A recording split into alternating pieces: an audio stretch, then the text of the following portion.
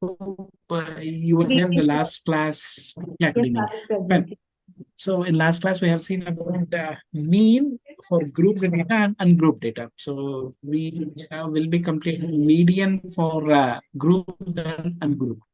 So median is simply the central value. So we, as you're talking about central frequency, median is a central value. And if it is ungrouped data, assume that, so we have got 7 data points like this. Okay, so assume that we have first day, we have 10 orders for a particular item. Second day, we got 15 items. Third day, 30 items. Fourth day, 7 items. Fifth day, 42 items. Sixth day, 79 items. And seventh day, 83 items. In that case, if you just want to find out the average orders the restaurant is getting per day, so first we have to sort in order. So if you sort in order, so first least value, next least value, something like that. So we'll be sorting that in order. As the number of observations are 7, for finding median, we'll be just using n plus 1 divided by 2. So this gives you the positional value of median. Okay, so in that case, 7 plus 1 divided by 2 is 8 by 2, it is 4. It shows that what is the value which is lying in the fourth of arrangement, sorted data. So that is the median. So in this case, it is 30 is median. So similarly, assume that if you are talking about some certain number of observations of 9 data points, 15, 19, 21, 7, 10, 33, 25, 18, 5. The first step in finding median is, since it is ungrouped data, we are not having any particular class intervals and just random observations. In that case, if you try to sort that in order, it is going to be 5, 7, 10, 15, 18, 19, 21, 25, 33. So in this case, as we have got 9 observations, and if we just see 9 plus 1 divided by 2, as n plus 1 by 2, 10 by 2 is 5, and the value which is lying in the 5th position gives us the median. Suppose if n value is even, so the first case we have seen n as 7, which is an odd number. Second case we have seen n as 9, which is an odd number. So n plus 1 divided by 2. Suppose if the number of observations are even number, so then we'll be just finding out like the median with this formula. So n plus 1 by 2 and n plus 3 by 2. So whatever is the value, we'll be finding the average value of that one. So as the number of observations are 12, so 12 plus 1 by 2, 12 plus 3 by 2, we'll be getting some value. And so 6.5, whatever the value which is lying in between 6th and 7th item. So as you have sorted first item, second item, third, fourth, fifth item, these are the 2 items which are in 6th and 7th. So as we cannot find out 6.5 items, so we'll be finding average of these 2 values, and that will be considered as median. So this is what the median in the case of ungrouped data. Okay. So once we go for grouped data, so here there is an example which is given of the monthly wages of certain workers. So the monthly wages are $800 to $1,000. So $1,000 to $1,200, $1,200 to $1,400, $1,400 to $1,800, $1,600 to $1,800, $1,800 to $2,000. So this is what different salary class intervals which have been given. And the number of workers who are getting in between $800 and $1,000 are 18 workers. The number of workers who are getting $1,000 and $1,200 are in between this range is 25. The next range, 1,200 to 1,400, is 30 members. And the people who are getting the wages in between 1,400 and 1,600 are 34. And the people who are getting wages in between 1,600 and 1,800 are 26. So in this case, how can you find out the median? So for that, there is a formula. So this is the formula to find out median. If it is grouped data, it is L1 plus L2 minus L1 divided by F into M minus C. So in that case, L1 is the lower limit of median class. L2 is the upper limit of median class. F is the frequency observed in the median class. And M is the middle term of n plus 1 divided by 2 terms. And C is the cumulative frequency of the preceding class. So of preceding the class of in which the median class is lying. So once we just see an example, probably we'll be able to understand that one. Okay, so I'll just try to show with Excel. I hope you can see the screen, right? Median grouped, median data with grouped. Yes. Yeah. Yes. Fine. So in that case, I'm sure definitely you might have come across this in your basic statistics before you have completed some researches also, but I'm just taking it as a basic statistics. So cumulative frequency. First, we have to find out the cumulative frequency of these values. So 18 plus 25 is 43, 43 plus 70 is 73, 73 plus 37 is 107, 107 plus 26 is 133, 133 plus 10 is 143. So this is what total number of observations. So to find out this, first thing is we have to find out the median class. For that, what we should do is, as number of observations is 143, if you just divide 143 plus 1 divided by 2, it is going to be 72. So in this cumulative frequency, where exactly 72 lies is in between this class interval. So 72nd item will come in this class interval. So this class interval is very important for us, and median lies in between 1200 and 1400. So this is what the first inference that we have to draw. So here, based on this, lower limit is 1200, upper limit is 1400. And the number of the frequency in this category is 30. So if you try to substitute L1 as 1200, L2 as 1400, M is the value which we got. So median position. So that is that one. And C is, as I told, so this C is the cumulative frequency of the class preceding the median class. As median class is 1200 to 1400, preceding class cumulative frequency is 43. So C is going to be 43 here. Okay. And F is 30, which is the observed frequency in the median class. If you try to substitute in this formula, we'll be getting this value. Okay. So here I have just used like, so I hope you might have seen some formula text, like what exactly I have used here is this one. So if you just see what happened here is, it is D16. So that means D16, what is present in that D16 is the lower limit plus D17 minus D16. So it is 1400 minus 1200 and divided by D20. So that is the frequency which is observed here. And the total concept will be, the total entity will be multiplied by D18 minus D19. So M minus C. So just do that, you'll be getting this particular value. Okay. So 1393. So in the first instant, n plus 1 by 2 will give you the class interval in which median is present. Okay. So it gives an idea like the median will be in between 1200 and 1400. So once you identify the median class and the frequency of that one and the preceding class intervals value, and if you do this, if you substitute this in this formula, we will be getting the exact median. Is that clear? Or any doubt? Is that fine? Yes, sir.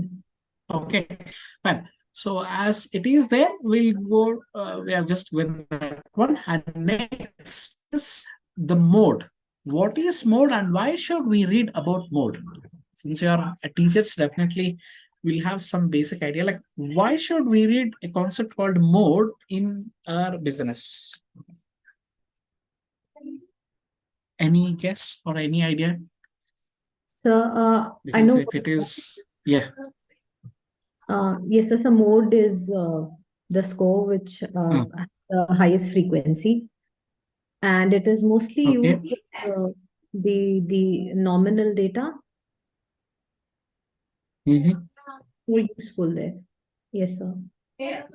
Any business application like in this particular company or in this particular scenario, we use mode because most of the people feel mode is statistics or mathematical term. What is the relevance of that in business? Something like that.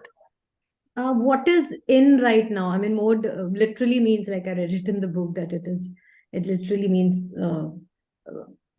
what is existing the most in a given population or market, maybe. Fine, good. So even here we have got two, like one is ungrouped, the second one is grouped data. Okay, so if it is ungrouped data, so these are the things. Assume that we have got some 10 observations, where the first observation is 8, second observation is 9, third observation is 11, 15, something like that.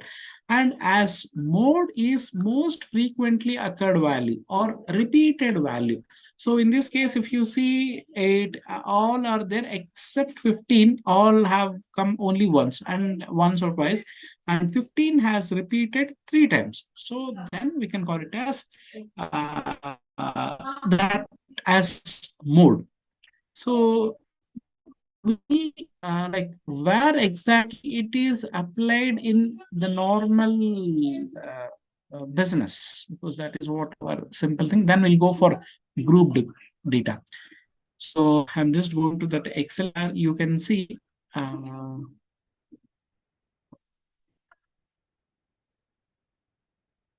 that.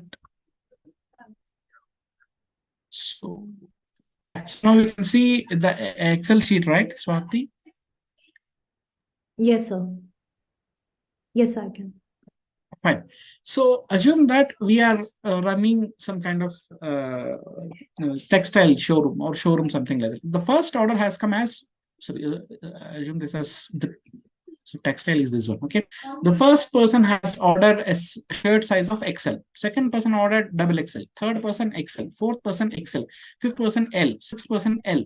So if you the textile person has identified like what exactly orders that he has got. So totally he has taken randomly picked 25 orders, and first he has started identifying what exactly is the first order, second order, and based on that he has to identify which order has got more repetitive orders has come in which category. Is it XL or a double XL, L or M or something like that. Okay, so that becomes mode, and that is the relevance of our mode in statistics. So you can simply feel that, assume if you are running an ice cream parlor, so how many vanillas we have got, how many chocolate flavor we have got, how many strawberry flavor we have got. If you try to identify 20, 30, 40, 100 orders, then we have to just find out how many vanillas have come, how many strawberries have come, how many chocolates have come. Based on that, we try to identify. So maximum people are asking for strawberry. So mode, repetitive orders is coming for that one. And people's mode is like that. So people's mood or mood is towards strawberry. So try to procure more raw materials for strawberry. Or if more people are asking for vanilla, next day we try to maintain more stalls or more raw materials for vanilla ice cream. Okay, so this is the reason why we have to study about mode. Okay, so in this case, it is simply, I'll just use a simple formula.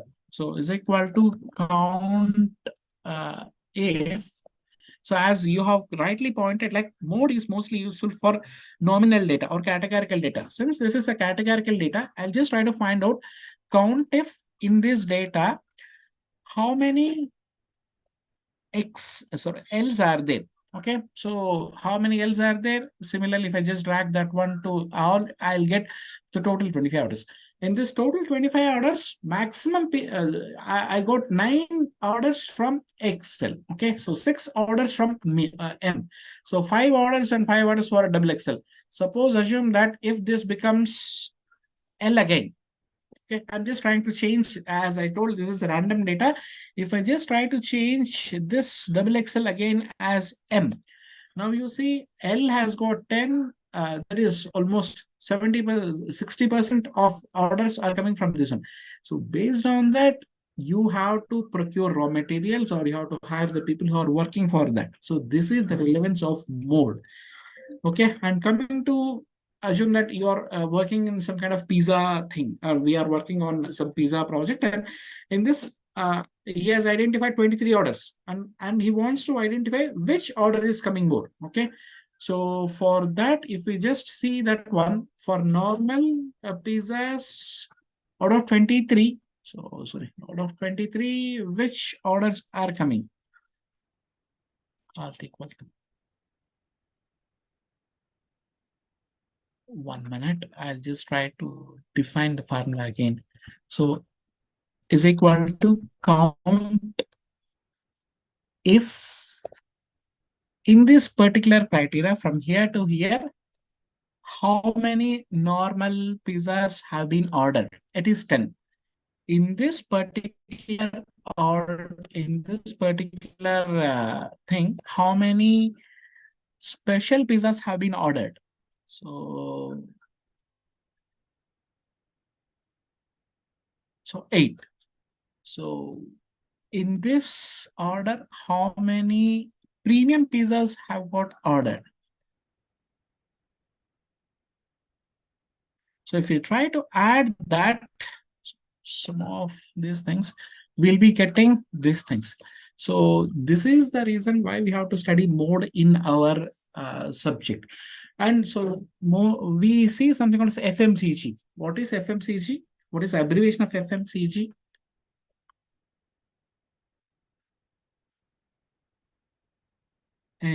Swati, what is the abbreviation of FMCG?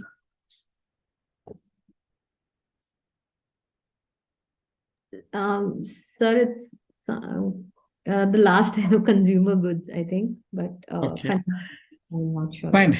So because definitely we know that fast moving consumer goods, but the question is, like, I asked a question, Alex, what is abbreviation of FMCG? Most of the people don't know the exact difference between or exact meaning of abbreviation. Most of the people feel abbreviation is the full form, but actually abbreviation means short form. I hope you know that, right? Yes, abbreviated. Yes, sir. Abbreviated. And majority of the people will get confusion between acronym and abbreviation. So Yes. there is something called as acronym and abbreviation. So any guess, like, what is the exact difference between these two? Sir, acronym also has a pronunciation like NASA is an acronym. Very nice. Yes, sir. And abbreviation is FMCG. Very nice. Very nice. Most of the people don't know that FMCG is an abbreviation and NASA is an acronym. Okay, SBI is an abbreviation and SIDB. I hope you know that SIDB, Small Industries Development Bank of India. Fine. So very nice. I'm happy that you have answered this question. No, it's not testing for that one. So just recap of that. Fine. So I hope you are okay with the mode also, right? Mode is also fine, right? Yes, sir. So next, if you just go to the mode with the grouped data. So mode with grouped data will be like this. Like mode with grouped data is, the formula is simply, so this is the formula. So I've just mentioned formula is L1 plus F1 minus F0 divided by F1 minus F0 plus F1 minus F2 into I. It is simply, so in between this, suppose if you are dealing with the weights of the students. So students are weighing from 30 to 40. How many students are there? 4 students are there. 40 to 50, there are 6 students. 50 to 60, 8 students. 60 to 70 kgs, 12 students. 70 to 80 kgs, 9. 80 to 97. 90 to 104. So by seeing this basic data, we know that maximum students are coming in this bracket. So 60 and 70. But if you want to find out what is the exact value, then we have to use this formula. Okay, so in this case, as we have identified, this is the interval where the number of maximum students are there. Lower limit is 60 and upper limit is 70. Okay, so L1 we got, L2 we got. There is no need for L1 L2 here, and so this becomes F1. Okay, and the previous, like, so just before this 12 we got something, so that becomes F0. And the thing, and the number which is coming after 12 is the frequency which is coming after 12, the modal class is F2. Okay, so and class interval, the distance is 70 minus 60, 10. If you use this formula, the basic formula, L1 is 60 plus 12 F1 minus F0, 12 minus 8 divided by F1 minus F0, 12 minus 8 plus F1 minus F2. So 12 minus 9 will give us this and multiplied by 10 will give us the mode. Is that clear? So simple application, as probably by today night or tomorrow, I'll be sharing the PPT as well as the 3 Excel sheets so that you can practice from your end. Okay. Is that fine, Swati? Or do you want me to repeat? So F2 Yeah. is the frequency that is following the modal class. Modal class. Yes, yes, yes. Okay, sir. Clear. Okay. So F1 minus F0, F1 minus F1. That's what. Okay.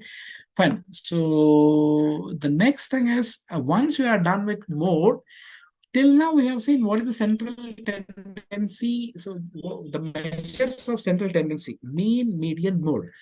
Now there might be some kind of differentiation or deviation. How can you find out that deviation? So that is called as measures of dispersion. Okay. So measures of dispersion is a number which tells the scattering of the data. Okay. Most of the times we feel that the data is normally distributed. So this is what assumption for many of the thesis or the projects of research. Okay, so it starts with here, it increases, it comes down. So this is what the basic assumption of maximum of the data is and how this is spread. If you just see in this, I've got 3 colors of the curves. So one is green color, the second one is red color, the third one is blue color. So among these 3, green is somewhat more towards the center point. Okay, so the spread is only this much. Coming to the red, it has got some kind of extension or spread when compared to green. Blue is spread a lot. Okay, so and where we will be applying this the dispersion data is like, if you see the consistency of any particular person or a machine or anything, so definitely we have to read about the measures of dispersion. Okay, how exactly that person's behavior is moving with respect to the mean. Okay, either mean or median or mode, and mostly dispersion will talk about mostly the mean. Okay, and in this dispersion or the spreading of the data, we have got we can find out in two ways. One is absolute measure, and the second one is relative measure. Okay, it is a comparative measure, and it is absolute measure. In absolute measure, we find something called as range, quartile deviation, mean deviation, variance, and standard deviation. So these are the 5 absolute measures of any measures of dispersion. Coming to the relative measures, coefficient of range. So once you are thorough with range, you can simply find out coefficient of range. Once you're thorough with quartile deviation, we can simply this is just an extension for the quartile deviation. Okay, and mean, if you are okay with the mean deviation, coefficient of mean deviation is quite simple. And if you're okay with variance and standard deviation, so that will be related to coefficient of variation. Okay, so basically the dispersion will be used to find out how the data is distributed or how the data is spread in the slot. Okay, so this is what dispersion. Is that clear? If this is okay, I'll move to the first concept, which is called as range. 2 measures, one is absolute, the second one is relative, and we are talking about absolute measures. Is that fine, Swati? Yes, sir. Can I just go ahead with range? Okay, range is simply the difference between maximum value and the minimum value in a data set. That's what, very simple thing. And we have to find out how that data is spread along with the mean. Okay, so and here if you try to see, there are 9 students with 5 subjects max. We'll be just trying to find out like what exactly the range of subjects. If you take subject wise, so if you take subject wise, there are 9 students. First person has got 80, second person 68, third person 59, 52, 83, 92, 42, 84, 66. The range, as we have already seen, the range of English subject max is, the highest max is 92 and the least max is 42. So the difference between that is 92 minus 42, 50. The range of this particular English subject is 50. Coming to the second subject, if you see, 92 is the highest and 42 is the minimum. The other data points are 87, 86, 84, 80, 81, 79, 83. Coming to the third subject, so 49, 42, 46, 44, 48, 47, 45, 92, 93. In this case also 92 is the highest and 42 is the least. Okay. Here also the range is 50. Out of the 4 subjects, English, mathematics, science, and social, range is 50 only. But if you see the spread of the data, definitely there is a variation. So for that purpose, we have to just find out what is the minimum, maximum, and what happens in between the data. Okay, if you just see what is happening here. So I'm just going to that pointer option. 1 minute. I'll just try to show this one. I hope you can see the screen, right? Excel sheet. So in this, if you observe, so the minimum in this category is 42, and the maximum in this category is 92. So even in this case, it is like that. In this case, in the 4 first observations, the maximum value is 92 and minimum value is 42. But if you see the spread of the data, so this particular, the first one, so if you just see this particular thing, the data is spread like this. So it started, increase, decrease, something like that. If you see the second one, the maximum data is between 82s only. Okay. If you just try to find out average value of this one, I'm just showing that average value. So average of these values, average of this subject is 69.99. And if you just try to see the average of these values, this is 79, this is just 50, this is 65, this is 70. But the range is same. Okay, so this is what the problem. So most of the, and if you see even the spread of the data, so the green line stands for the highest data, and red dot shows the minimum value in this data. In the minimum value of the data, all the data are having the minimum as 42 only. The maximum is 92 here, 92 here, 92 here, 92 here. But if you see the third data set in this subject, except minimum and maximum, all the data is spread only very, very less.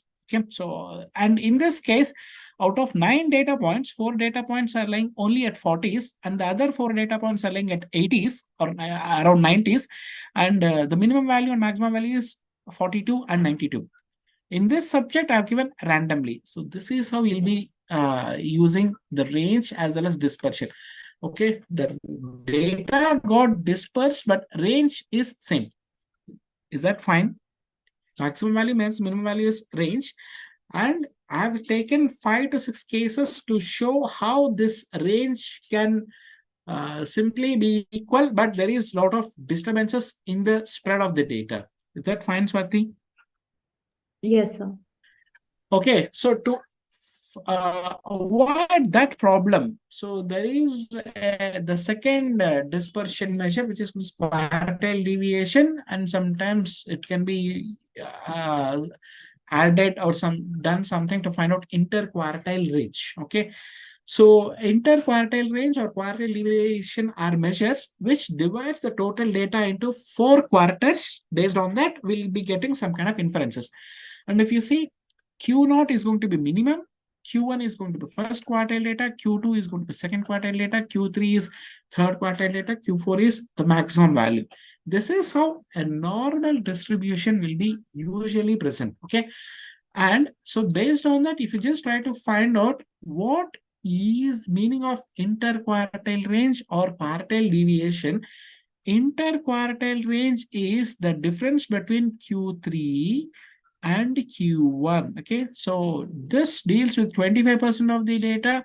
So 50% of the data will be till this one, 75% of the data will be this one, so 100% of the data will be this one. Okay, if you try to find out 75% of the data value minus 25% of the data values, we will be getting interquartile range. Okay, so earlier we have seen only range, maximum minus minimum. Okay, so with that we got some kind of, we have got deceived by the maximum value minus minimum value, because the spread in the data is not normal, it is abnormal. Okay, but interquartile range is somewhat a better measure when compared to simple range, because it divides the total data into 4 quarters and it finds out 75% of the data minus 25% of the data values. Okay, and quartile deviation is IQR divided by 2. So if you just try to find out, if you try to divide this position, this value into 2 equal halves divided by 2, then you get quartile deviation. Okay, so, and we have got a particular, this is what we have seen in box and whisker plot. If I just try to use the same thing, we have got different values, like, so Q1 is going to be, so Q0 is the 4, Q1 is 7, Q2 is 28. That means median value is 28 here. And Q3 value is 48, and Q4 value is, according to the normal distribution, it has got 80, but the final value in this data set is 160, which can be considered as an outlier. Okay, so outlier means this point is not exactly fitting into the given data set, because that is completely away from the other points. If you see that normal data points are 42, 7, 12, 80, 36, 46, 14, 28, 4. This point is having a huge difference when compared to the total group. So simply you can call it as odd man out. So to identify that odd man out, we will be using outliers. Okay, in the skewness and the kurtosis, when you're dealing about skewness and kurtosis, I will try to explain how the outliers is calculated. Okay, and so interquartile range is Q3 minus Q1. So Q3 is 42 and Q1 is 7. Interquartile range is 35 for this. Okay, and quartile deviation is divided by 2 of this interquartile range. So 35 divided by 2 is 17.5. So this is quartile deviation and interquartile range. Is that fine? Yes, sir. Yeah, so I think one more person joined. Mona Lisa also joined. Okay, so now I've got 2 members to ask a question. Fine. Now the next concept is mean deviation. The name itself suggests we are trying to find out the deviation from the mean. Okay, so what exactly is the mean of the total data set and what is the deviation observed from that one? Okay, the form, and you will be trying to find out absolute deviations of observations from a measure of mean, which is called as mean deviation. Suppose there is a student who scored different marks. So first subject he got 59, second subject is 67, third subject 78, fourth subject 90, fifth subject 82, sixth subject 80. So these are 6 subjects marks, and average of this student is 76. Okay, so though there is something called as minimum value 59 and maximum value 90, the range is something 90 minus 59. There is certain mean or average for this one. If you try to find out the average deviation of this particular student, or the deviation of this student, mean deviation, we have to use this formula, that is x minus x bar divided by n. So n is simply finding the mean value, okay, and x minus x bar in a modulus. So as I told, mean deviation deals with absolute deviation, that is whether it is minus or plus, we will be considering it as plus value only. Okay, so in that case, if you see, first value is 59 and average value is 76. First value is 59 minus 76. It is going to be minus 16. So that is what I have written here. The second value is 67. So 67 minus 76 is going to be minus 9. Third value is 78. So 78 minus 76 is plus 2. I have written here. So fourth value is 90 minus 76, which is 14. I have written a plus value. So next value is 82 minus 76, 6. So like that, we'll be just finding, the first step is finding the deviations.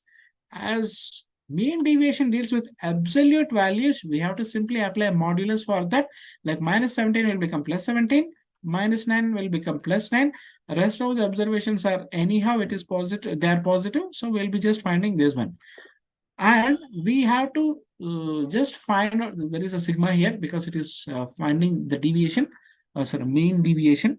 So once you found out the absolute values, you have to sum all these things. So sum of all these things is 17 plus 9 plus 2 plus 14 plus 6 plus 4, it is 52. If you divide that 52 with 6 subjects or number of observations 6, we'll be getting 8.67. So this is mean deviation. Is that fine? Mona Lisa has just joined now. So Mona Lisa, is that fine, or any doubts in mean deviation?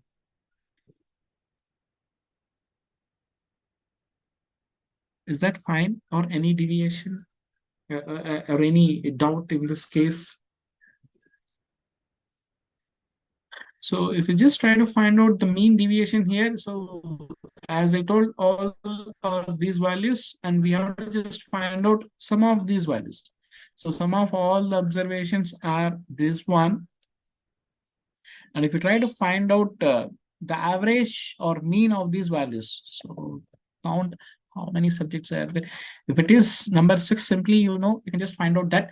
And deviation. So how can you find out deviation? It is simply the observed value minus my mean.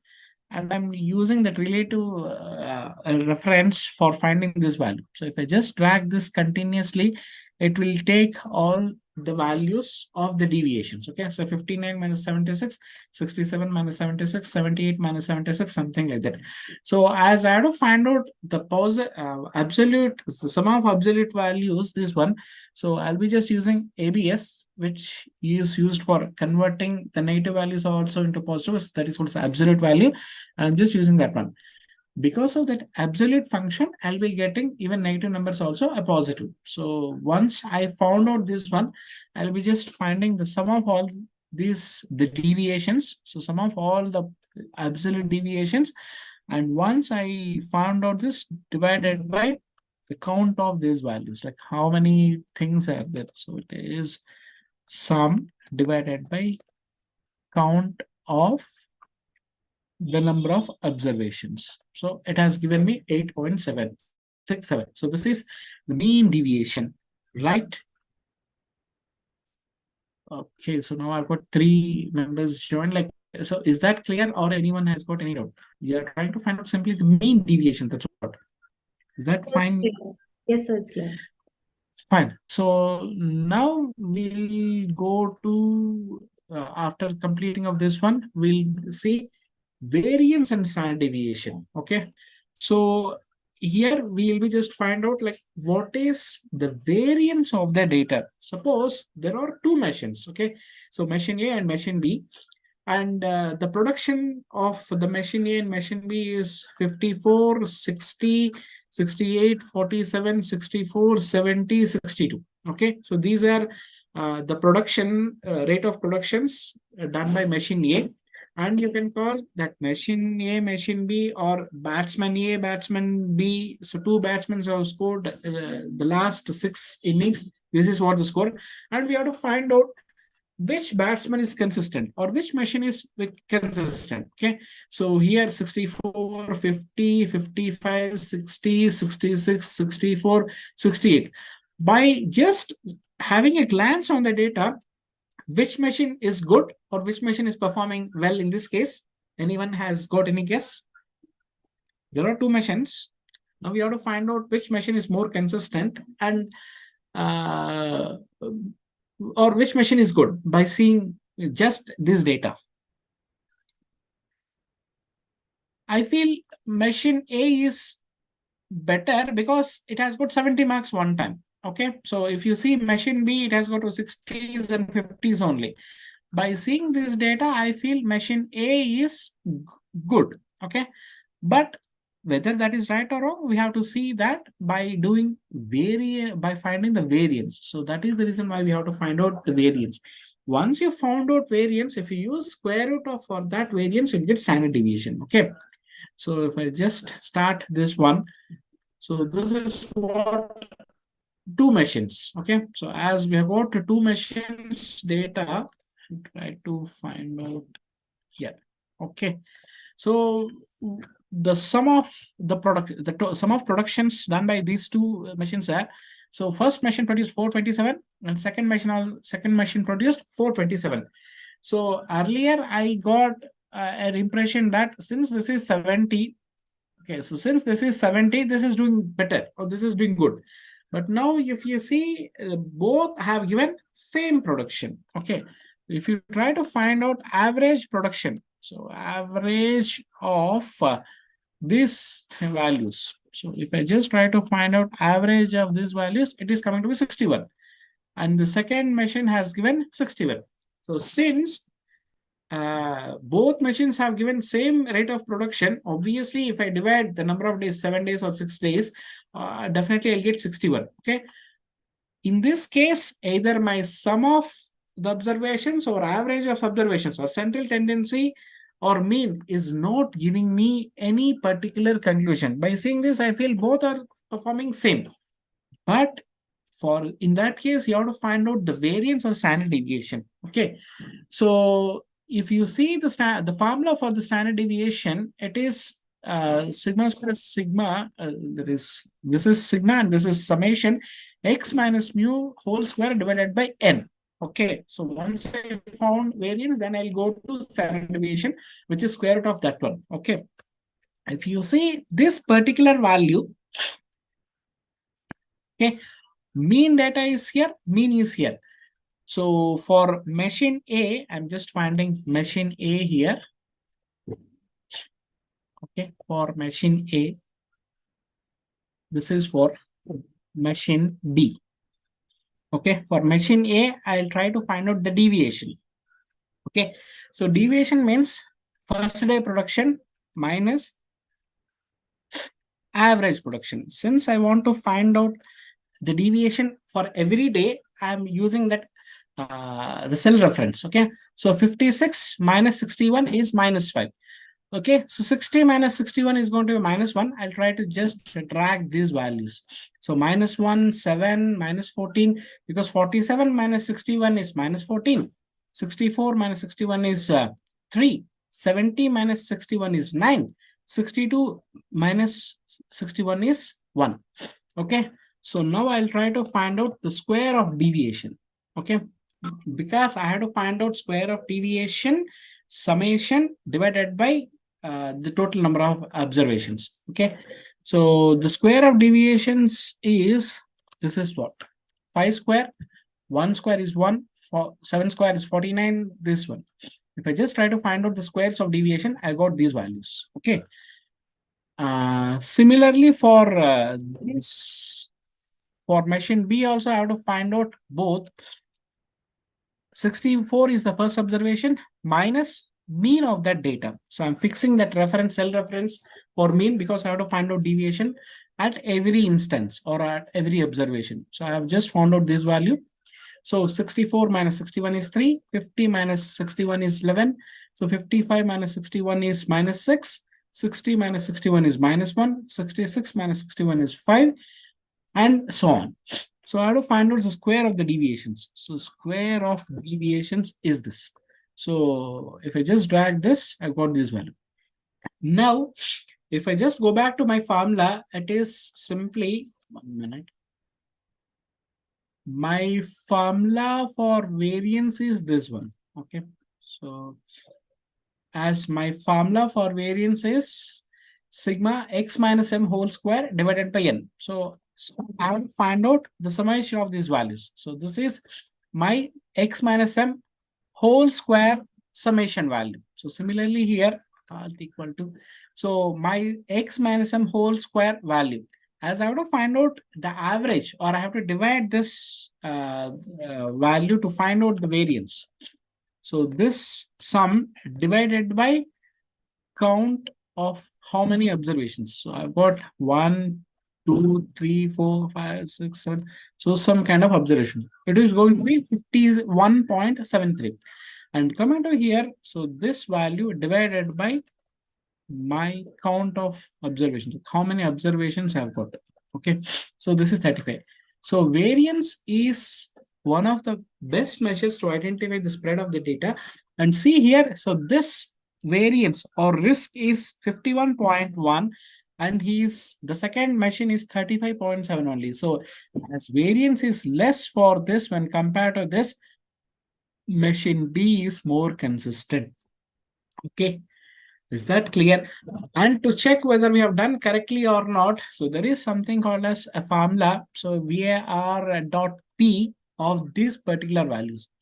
If you just try to find out this value, Excel will give you this value straight away. But on the back end, how it calculates or what is the calculation happening on the back end is by this particular thing. So this is how we'll be finding the variance. Is that clear, guys? Is that clear? Yes, sir. We have seen last 1 week's production. Maybe you can call it as either production rate, or as I told, this is number of products produced by a person A, person B, or person 1, person 2, or something like that. If we just use this one, probably we'll be able to find out this variance. Okay. So once we found the variance, we have to find out the standard deviation. Okay, so we have to find out the standard deviation. So for finding standard deviation, as is said, square root of, so standard deviation is equal to square root of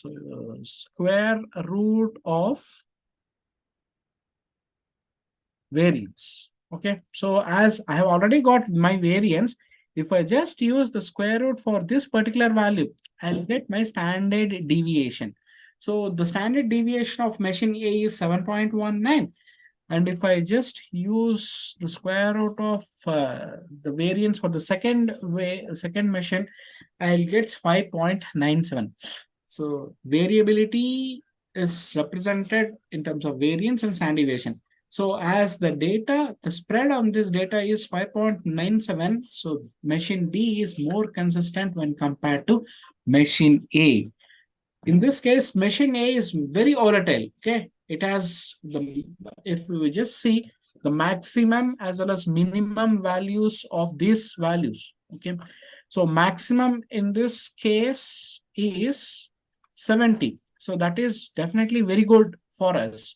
But coming to the minimum value is when it is coming down, it crashes very fast, and the values are like that. If you see the same case with this one, 68 and 50. Okay, so the range for this is, if we just try to find out the range, it is maximum value minus minimum value. Range is 23, and for this range is 18. So range is less, and the spread is very less. And especially if you see, there are two stocks. Suppose this is stock A and this is stock B. If you are a real investor, so speculators will prefer this one. Real investors will definitely prefer this one because it should not be volatile with the market. If it is volatile, definitely there are chances of getting this share price to move to 70. But same chances are there, it can reach 47 also. So in this case, you are going to lose very heavily. But this is somewhat a very consistent share. If you see something called, some companies called as Maharatna companies in India, like, so if you say Gale, ONGC, HPCL, HPCL, and Bharat Petroleum Corporation Limited. So these are the companies which are considered to be very defensive stocks. So these stocks will not show too much of volatility. But there are certain stocks like ITC, Kotak, or some stocks which will be very volatile. They'll give very, very good returns. But at the same time, risk associated with the company is also very high. So this is dispersion. Is that clear?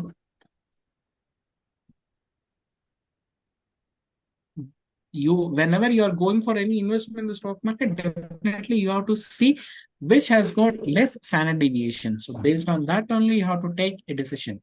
But right? Maybe you can take it as stock B, or you can take it as batsman B, something like that. Okay. And is that clear, or any doubts in the example which I have given? Sir, it's clear. Yes, sir. It's clear? Okay, fine. If it is clear, that's fine. Thank you. And next is the relative measures for dispersion. So we have got four measures which are completely derived based on the other things only. If you see in this case, okay, so stock like curve A is this purple curve. Okay, curve B is some kind of rose or red curve. So curve C is C. So this gives you some kind of hint for the kurtosis also. You might have seen platykurtic, mesokurtic, and leptokurtic. So this question acts as a base to find out that one. So meanwhile, first we have to complete this range. So as we have already seen, a range which is simply maximum minus minimum in the particular data set. Okay, and if you are as it is a relative measure, you are making a comparison between this range and max plus minimum. Okay, so whatever the data was which you got, if you are trying to divide with the maximum plus minimum, then you'll get coefficient of range. In the earlier range, we are just trying to compare two absolute values, but in this case, we are trying to find the comparison between two absolute values with a ratio of something. And coming to coefficient of quartile deviation, we are adding some kind of comparison with for quartile deviation. Quartile deviation, we have seen Q3 minus Q1 divided by 2. Okay, so IQR divided by 2 is quartile deviation.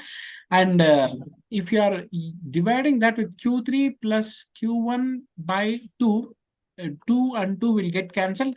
And coefficient of quartile deviation is Q3 minus Q1 divided by Q3 plus Q1. And coefficient of variation, it is standard deviation. When it is divided with mean or average value, you'll get coefficient of variation. Okay, and coefficient of mean deviation is if you divide mean deviation with average value, we'll be getting this one.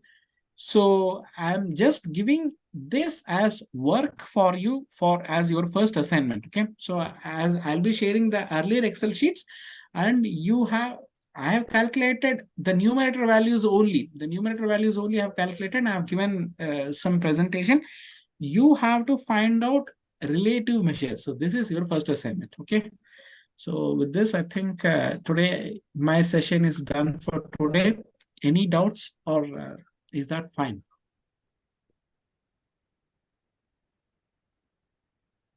I'll be sharing this PowerPoint presentation and all the 3 Excel sheets, which contains range data, range related working, mean deviation related working, variance and standard deviation related working. Apart from that, central tendency. So in the mean of normal data, mean of grouped data, practice problems, and unweighted mean for some actions. These are certain practice problems, median for grouped, ungrouped, and mode for grouped, ungrouped. And I feel you might have come across a term called as ogive also. Okay, so this you can just go through, and if at all, if you have any doubts, you can just get back to me. Fine. Okay, so this I will end my session, my presentation. If at all you have any doubts, you can ask me. Now I'm open for any doubts or queries. So dear students, I think you have understood the importance of the backend, because here you can find out that is this 47 unit of production, that is the major factor.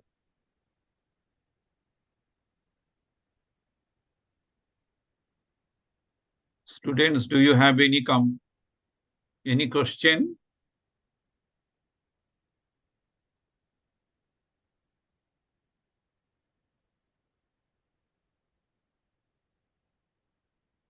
Okay, sir. I think they have understood. Okay, sir. Okay, sir. Thank you, sir. And happy Diwali to all students. Thank you. Thank you, sir. Thank you.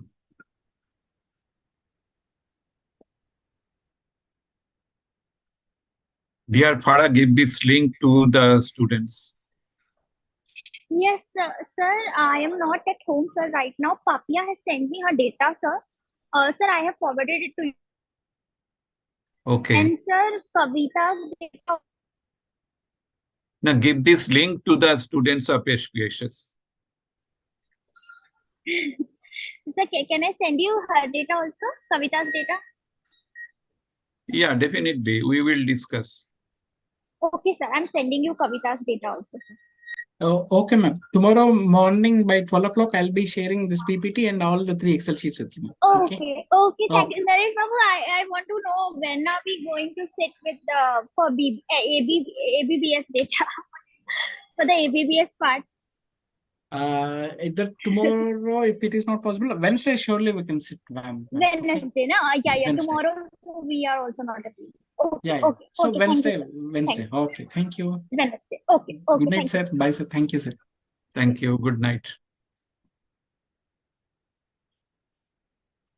Hello, Nishu. Good evening, sir. Shubh Deepavali. Yeah, Shubha Deepavali. Good evening. Now, please share your data. Yes, sir, I'll do.